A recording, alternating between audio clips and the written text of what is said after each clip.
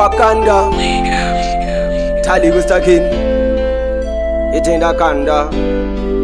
Mina yangadiwe shankila Umbera kwa mori makombwe Kana musiponda chitanzi yaritambwe Kana kusinga yendwe yakufambwe Pamazi vanoera patambwe Saka eka vadzimu woye Ndimi mega mnoditarira ini Apa vadzimu woye Shomora natumira mubondichitira ini Apa vadzimu woye Ndimi mega mnoditarira ini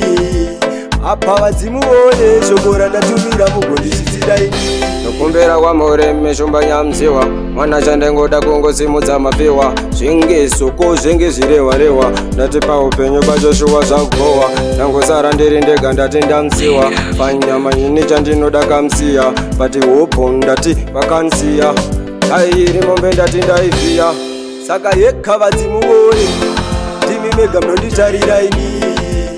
Apa vadzimu woye Shomora ndatumira mubondichitira ini Apa vadzimu woye Ndimi mega mnoditarira ini Eka vadzimu woye Shomora ndatumira mubondichitira ini Ombera indeka vadzimu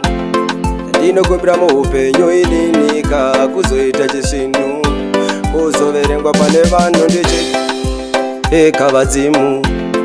Ndinokumbira muupenyu ininika Kuzoita chisvinu Kuzoverengwa pane vanhu Saka eka vadzimu woye Ndimi mega mnoditarira ini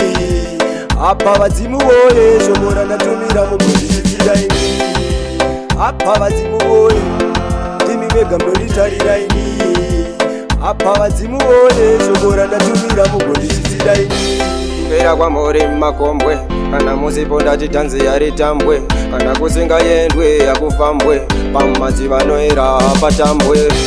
Umbera kwa mori makombwe Kana musiponda chitanzi yaritambwe Kana kusinga yendwe yakufambwe Pamazi vanoera patambwe Saka eka vadzimu woye Ndimi mega mnoditarira ini Apa vadzimu woye Shomora ndatumira mubondichitira ini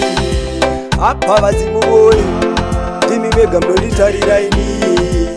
Apa vadzimu woye Shomora ndatumira mubondichitira ini